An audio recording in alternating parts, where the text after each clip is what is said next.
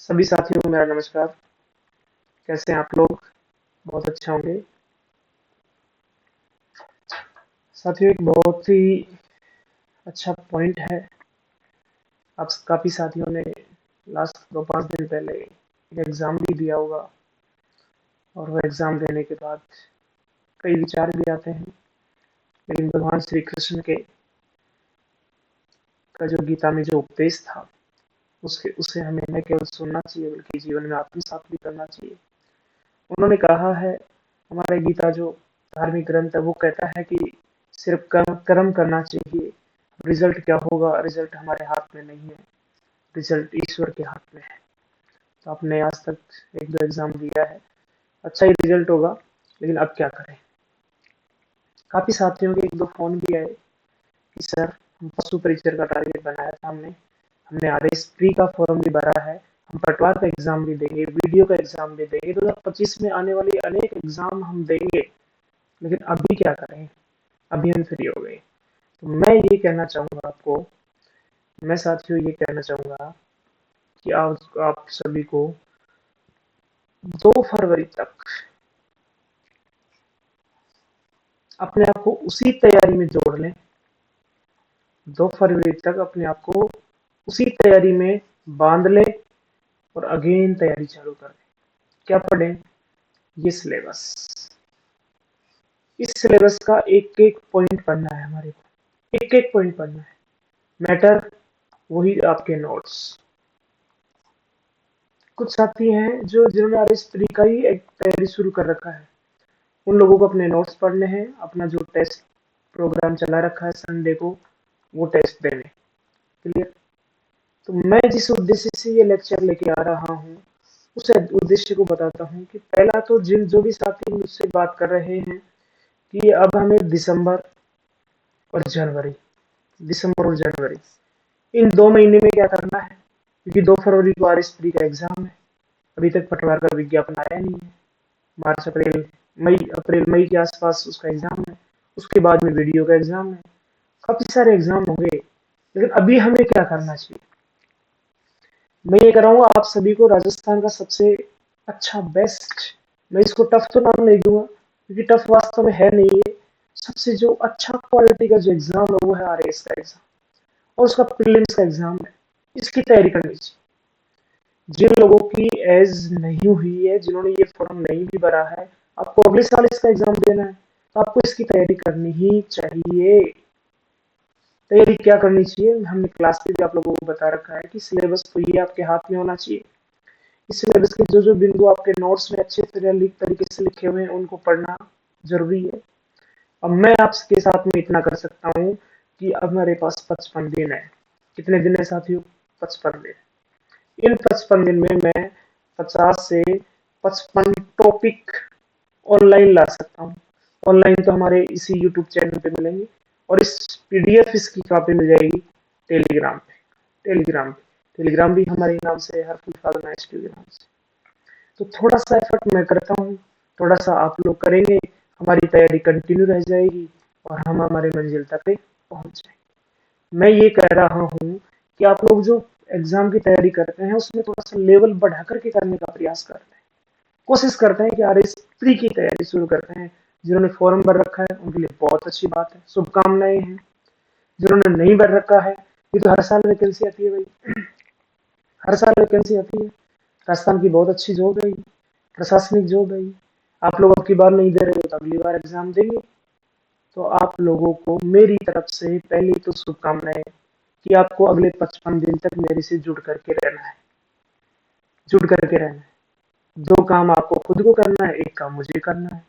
आपको खुद को क्या करना है, सिलेबस को देख देख करके जो आपके पास मैटर है, जिसका भी मैटर है, मैटर सभी का अच्छा होता है, उसको देख देख करके पढ़ना है। संडे को टेस्ट देना है, कहीं भी दे, ऑनलाइन दे ऑफलाइन दे। विदाउट टेस्ट आपका जो इंक्रीज है, स्टडी का जो लेवल है वो बढ़ नहीं पाएगा। मैं आपको 55 दिन में 55 टॉपिक उपलब्ध करवा देता हूँ। इन 55 टॉपिक में मैं विश्वास दिलाता हूँ कि 25 से 30 से 35 क्वेश्चन आपको हुबहू एग्जाम में देखने को मिलेंगे। और मैं जो भी टॉपिक लेके आऊंगा उस टॉपिक का पीवाई के प्रीवियस क्वेश्चन भी आपको सामने रखूंगा, उसका आंसर आप लोग देंगे। क्लियर है? तो एक बार देख लेते हैं कि 55 जो हमारे टॉपिक्स होंगे, 50 50 ले लेते हैं, 50 टॉपिक होंगे वो कौन कौन से होंगे।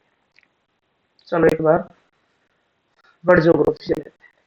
देखो सभी सामने, वर्ल्ड ज्योग्राफी में क्या होगा। तो वर्ल्ड ज्योग्राफी ज्योग्राफी सब्जेक्ट में पढ़ाता हूँ। तो वर्ल्ड ज्योग्राफी में जो पहला टॉपिक होगा साथियों, वो होगा ये। एक दिन में मैं ये टॉपिक लेके आऊंगा, आप लोगों को याद कराऊंगा। क्वेश्चन क्या आएगा, सिर्फ मिलान करवाएगा।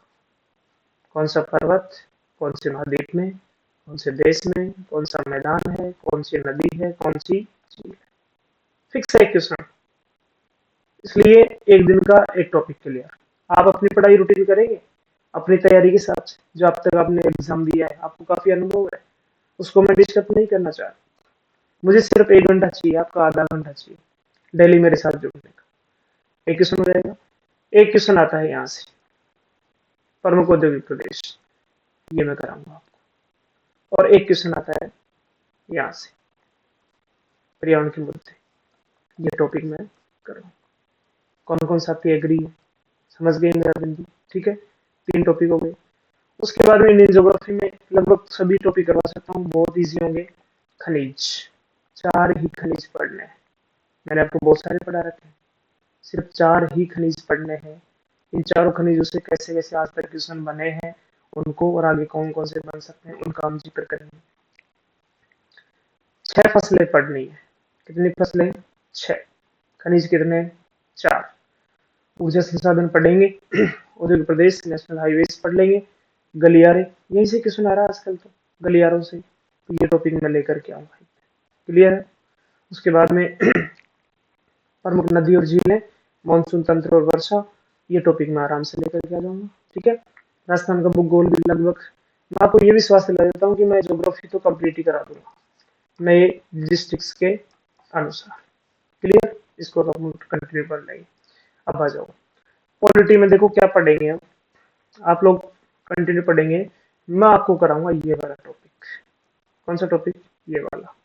निर्वाचन आयोग कराऊंगा, सीएजी कराऊंगा, नीति आयोग कराऊंगा, सीवीसी कराऊंगा, लोकपाल करवाऊंगा, केंद्रीय सूचना आयोग, राष्ट्रीय मानवाधिकार। इनमें से 2 या 3 क्वेश्चन मिलेंगे आपको। कितने क्वेश्चन मिलेंगे? 2 या 3 क्वेश्चन, बहुत इजी। ठीक है, उसके बाद में देख लेते हैं कि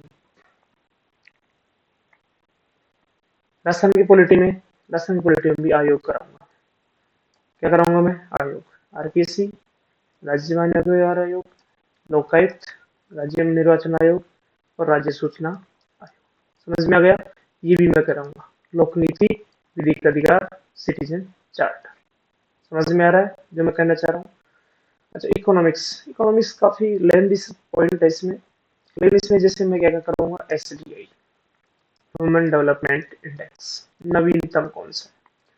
खुशहाली इंडेक्स, हैप्पीनेस इंडेक्स, नवीनतम कौन सा? गरीबी, ये अलग से, गरीबी के नए डाटा कौन कौन से? बेरोजगारी के नए डाटा कौन कौन से? समझ में आ गया? ऐसे 5 से 6 टॉपिक हम किसके लेंगे? ज्योग्राफी, इकोनॉमिक्स के लेंगे। राजस्थान इको को हम लगभग कंप्लीट कंप्लीट पढ़ेंगे। ठीक है, मैं रोजाना एक एक टॉपिक लेके आऊंगा, उसकी पीडीएफ होगी, पीडीएफ लगा करके आराम से पढ़ेंगे, उसको आपको अच्छे से पढ़ना है। मेरा मकसद है कि आप तक चीजें पहुंचाना।